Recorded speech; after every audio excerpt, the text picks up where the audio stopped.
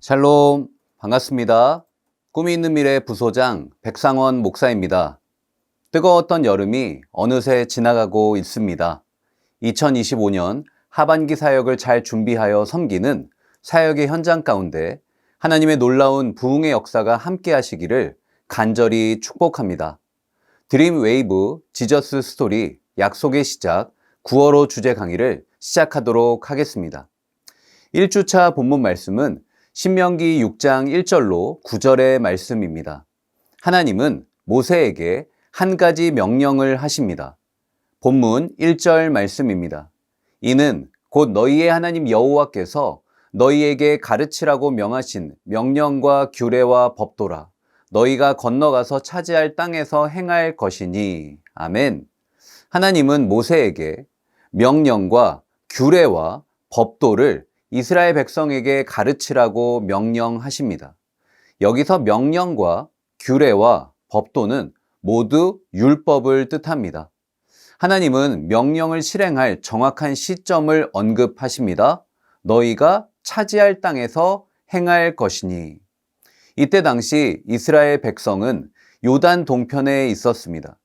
하나님이 말씀하실 너희가 차지할 땅은 요단 서편의 가나안 땅이죠. 하나님은 율법과 약속의 땅, 가나안 사이의 연관성을 강조하십니다. 율법은 가나안 땅에서 반드시 지켜야 할 절대적인 의무입니다. 그렇다면 왜 이스라엘 백성은 율법을 지키는 게 중요할까요? 왜냐하면 이스라엘 백성이 율법을 따를 때 하나님과의 언약 관계가 유지되기 때문입니다. 언약이라는 개념은 우리의 신앙생활에 있어서 굉장히 중요합니다. 언약이 무엇입니까? 언약은 하나님과 사람, 그리고 사람과 사람, 민족과 민족 사이에 쌍방의 합의하에 이루어지는 약속입니다. 특별히 성경은 하나님이 인간과 인격적으로 맺으신 구원 언약에 대해서 이야기합니다. 구원 언약의 중요한 핵심은 하나님이 우리 하나님이 되시고 우리는 하나님의 백성이 된다는 사실입니다. 베드로전서 2장 9절 상반절 말씀입니다. 그러나 너희는 택하신 족속이요 왕같은 제사장들이요 거룩한 나라요 그의 소유가 된 백성이니. 사도 베드로는 성도의 네 가지 정체성을 강조합니다. 성도의 네 가지 정체성 중에 하나가 하나님의 소유된 백성입니다. 일반적으로 우리가 무엇을 소유한다라고 할 때 그 말에는 크게 두 가지의 의미가 담깁니다. 첫째로 어떤 대가를 치르고 얻었다라는 의미가 있습니다. 둘째로 그 대상을 지킨다라는 의미 또한 가집니다. 즉 획득과 보존, 이 두 가지 개념이 소유라는 단어 속에 존재하는 것입니다. 이것은 우리의 구원의 문제에 있어서도 마찬가지입니다. 하나님은 당신의 하나뿐인 아들 예수 그리스도의 피값으로 우리를 구원하셨습니다. 그리고 우리가 천국에 이르기까지 매 순간 우리를 지키시고 보호하십니다. 하나님께서 저와 여러분을 향해 두려워하지 말라고 하십니다. 그 어떠한 인생의 문제도 걱정하지 말라고 하십니다. 왜 그렇습니까? 우리는 그의 소유된 백성이기 때문입니다. 하나님이 친히 너는 내 것이라 라고 말씀하시기 때문이죠. 따라서 이 언약 관계 안에서 이스라엘 백성은 하나님이 정한 율법에 순종해야 합니다. 율법의 목적은 이스라엘 백성을 구속하기 위함이 아닙니다. 하나님은 당신의 자녀를 축복하기를 원하십니다. 하나님의 법은 이스라엘 백성이 복을 받게 하기 위함입니다. 2절 말씀처럼 차자손손 평생 하나님을 경외하며 모든 명령을 지키며 그 인생의 날이 장구하며 약속의 땅에서 크게 번성하기 위함입니다. 바라기는 하나님의 말씀 안에서 진정한 자유와 축복을 누리는 저와 여러분 되었으면 좋겠습니다. 이어서 모세는 이스라엘 백성을 향해서 하나님의 말씀을 마음에 새기라고 합니다. 6절 말씀입니다. 오늘 내가 너에게 명하는 이 말씀을 너는 마음에 새기고. 아멘.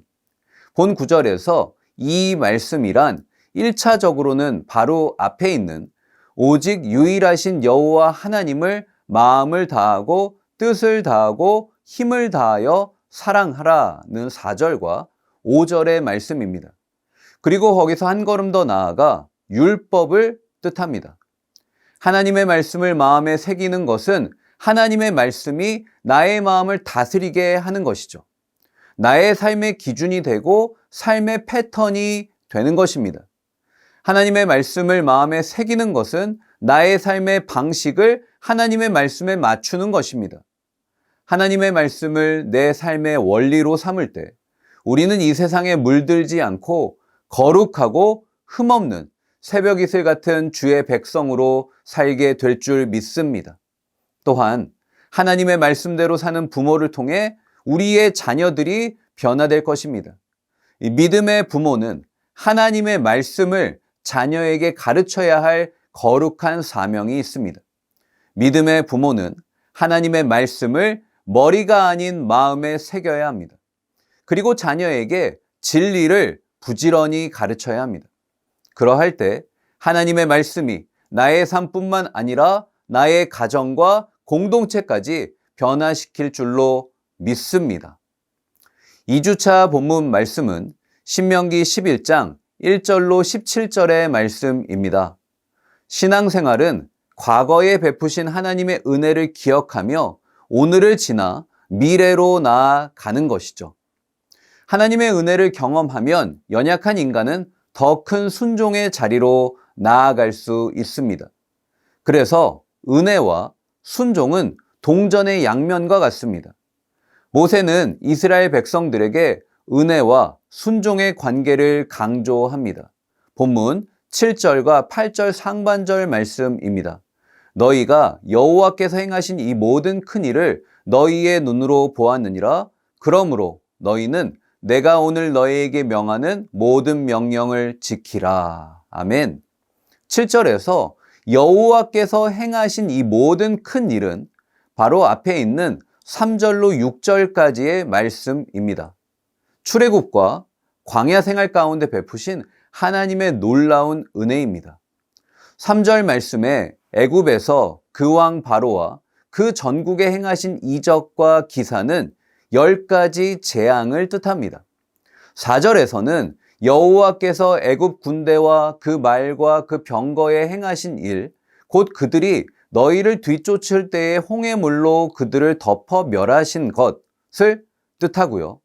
5절에 너희가 이곳에 이르기까지 광야에서 너희에게 행하신 일은 구름기둥, 불기둥, 만나와 메추라기처럼 하나님이 이스라엘을 먹이시고 입히시고 신기시며 보호하시고 인도하신 은혜를 뜻합니다. 6절 말씀은 고라가 주도하여 다단과 아비람과 이스라엘의 250명의 지도자가 모세와 아론의 권위를 대적했던 반역 사건을 뜻합니다.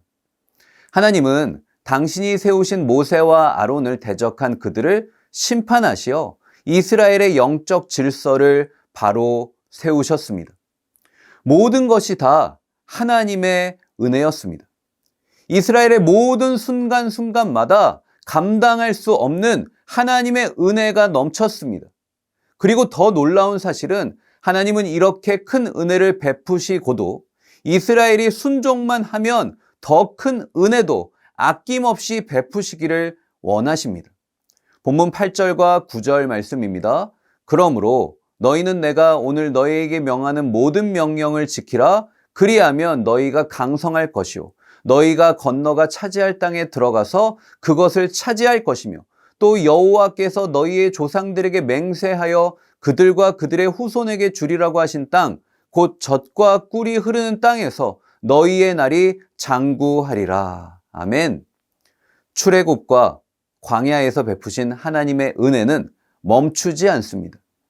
하나님은 이스라엘 백성들이 믿음으로 순종하기만 하면 그들을 강하게 하시고 약속의 땅으로 인도하실 것을 약속하십니다. 정말 하나님의 은혜는 다함이 없는 것이죠. 이것은 성도의 구원 역시 마찬가지입니다. 우리는 내 영혼의 가난, 천국에 들어갈 어떠한 자격도 없는 죄인일 뿐입니다. 오직 예수 그리스도의 보혈의 공로를 힘입어 누구든지 예수를 주로 고백하기만 하면 천국에서 영생 복락을 누리게 되었습니다. 하지만 만약 하나님에 대한 믿음을 거부하고 예수 그리스도의 십자가를 부정한다면 우리를 향해 열린 천국 문을 우리는 결코 들어갈 수 없는 것입니다. 사랑하는 여러분, 성도는 자격이 아닌 오직 은혜로 구원받는 줄 믿습니다. 우리가 신앙생활을 하다 보면 이 당연한 사실을 잃어버릴 때가 종종 있습니다. 그래서 하나님께 감사보다는 불평이 터져 나오기도 합니다. 바라기는 나의 구원은 나의 자격이 아닌 하나님의 은혜로 받는 줄로 알고 매 순간 하나님의 말씀에 기쁨으로 순종하기를 축복합니다. 3주차 본문 말씀은 신명기 27장 1절로 10절의 말씀입니다. 본문 말씀은 모세의 설교 시리즈의 새로운 챕터입니다. 앞서 26장에서 모세의 두 번째 설교가 끝나고 27장부터 모세의 세 번째 설교가 시작됩니다. 모세의 세 번째 설교의 주제는 하나님의 백성은 하나님의 말씀에 순종하여 축복을 받는다입니다. 성도가 하나님께 축복받는 영적 원리에 대해 설명합니다. 이러한 주제에 입각하여 모세는 이스라엘 백성이 가나안에 입성하여 제일 먼저 해야 될 세 가지 명령을 합니다. 첫째로 에발산에 돌비를 세우고 율법을 기록해야 합니다. 본문 3절 상반절 말씀입니다. 요단을 건넌 후에 이 율법의 모든 말씀을 그 위에 기록하라. 아멘. 모세는 하나님이 이스라엘에게 주신 축복과 저주의 율법을 기호에 따라 취사 선택하지 않습니다. 그는 하나님이 주신 율법의 모든 말씀을 있는 그대로 다 수용합니다. 이것이 중요합니다. 인간은 하나님의 말씀을 자기의 기준으로 판단합니다. 자기의 유익에 따라, 자기의 상황에 따라 인간은 하나님의 말씀을 선택하죠. 하지만 하나님의 말씀은 선택의 대상이 아닌 순종의 대상입니다. 모세는 이스라엘 백성들에게 강력하게 권면합니다. 가나안 땅에 들어간다고 너희의 삶이 새로워지는 게 아니다. 물리적인 장소의 변화가 아니라 하나님의 말씀을 온전히 순종하는 마음의 변화가 중요하다라는 것이죠. 둘째로 본문 6절과 7절 말씀에 보니까 돌단을 쌓고 하나님께 번제와 화목제를 드려야 합니다. 특별히 6절 상반절 말씀을 보시면 다듬지 않은 돌로 제단을 쌓을 것을 명령합니다. 왜냐하면 율법은 정으로 손질하여 만든 단을 부정하게 여기기 때문입니다. 전혀 다듬지 않고 세운 제단은 분명 투박하겠죠. 이방인들의 화려한 신전이나 제단에 비해 그 모습이 볼품이 없을 것입니다. 하지만 하나님은 겉모습보다 마음의 중심을 원하십니다. 하나님은 저와 여러분이 예배 드릴 때 마음의 중심에 집중하십니다. 특별히 코로나 시기에 비대면으로 온라인 예배를 드릴 때에도 마찬가지입니다. 우리는 마음의 중심을 원하시는 하나님을 반드시 기억해야 하는 것이죠. 셋째로 하나님의 명령과 규례를 청종해야 합니다. 본문 10절 말씀입니다. 그런즉 내 하나님 여호와의 말씀을 청종하여 내가 오늘 내게 명령하는 그 명령과 규례를 행할지니라. 아멘. 하나님은 성도가 당신의 말씀을 청종하기를 원하십니다. 어찌 보면 이건 당연한 것이죠. 자녀가 부모의 말에 귀 기울이는 것은 지극히 자연스러운 모습이에요. 하나님은 이스라엘 백성에게 축복의 대가로 거대한 걸 요구하시지 않습니다. 거대한 사역을 성취하고 화려한 퍼포먼스를 요구하시는 게 아닙니다. 하나님은 지극히 당연한 걸 요구하십니다. 여러분은 매 순간 하나님의 말씀을 청종하고 계십니까? 내 뜻과 경험이 아닌 하나님의 뜻, 말씀대로 살아가기를 축복합니다. 특별히 저주의 산으로 불리는 에발산에 율법을 기록한 돌비를 세운 것은 율법을 불순종하면 저주가 있음을 강력히 경고합니다. 또한 에발산의 희생 제사는 죄와 저주 아래에 있던 인간이 예수의 십자가로 구원받음을 예표합니다. 하나님은 당신의 자녀에게 당연한 걸 요구하셨습니다. 하지만 불순종하여 사망으로 치닫게 된 우리를 위해 자신의 독생자 예수 그리스도까지 아낌없이 주셨습니다. 십자가의 은혜를 기억할 때 우리는 다시 하나님의 말씀을 청종할 수 있습니다.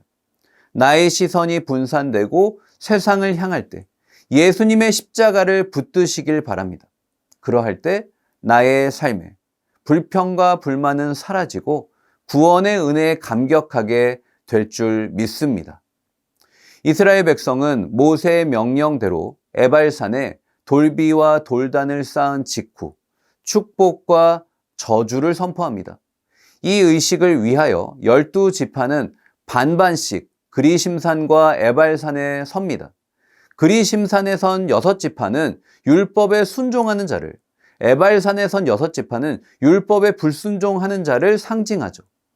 특별히 율법에 순종하지 않는 자가 당할 저주는 십계명을 준수하지 않은 죄와 동일합니다. 이는 성도가 십계명의 원리로 살아야 함을 뜻합니다. 십계명은 하나님 사랑과 이웃 사랑을 강조합니다. 오늘 하루도 세상의 원리가 아닌 십계명의 원리로 살아갈 수 있기를 주님의 이름으로 축복합니다. 4주차 본문 말씀은 신명기 30장 1절로 10절의 말씀입니다. 출애굽 이후 광야 40년 동안 출애굽 1세대는 모두 죽습니다. 모세는 약속의 땅 가나안을 목전에 두고 남은 출애굽 2세대를 향해 마지막 설교를 합니다.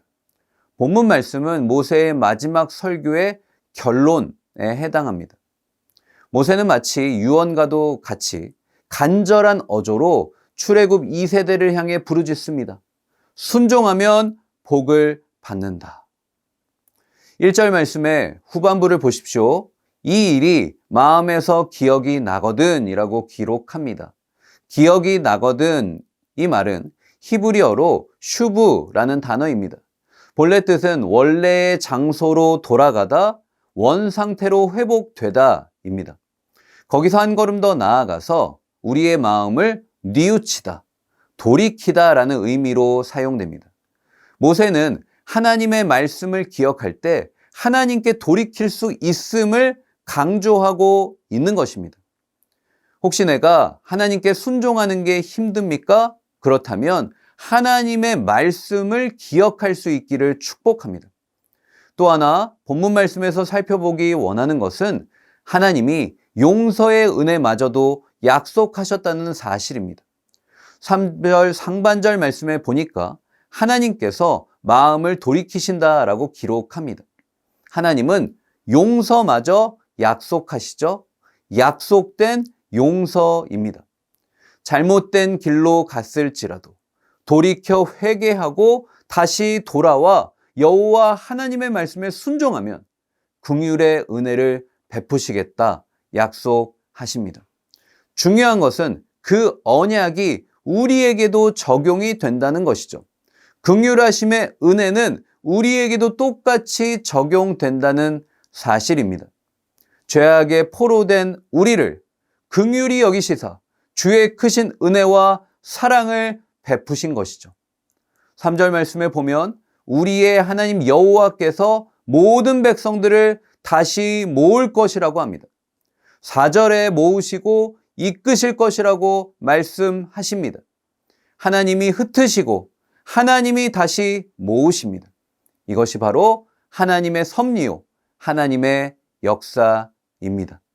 다시 모으신다는 것은 택하셔서 자기 백성 삼으신 하나님의 자녀를 결코 버리지 않는다는 의미입니다.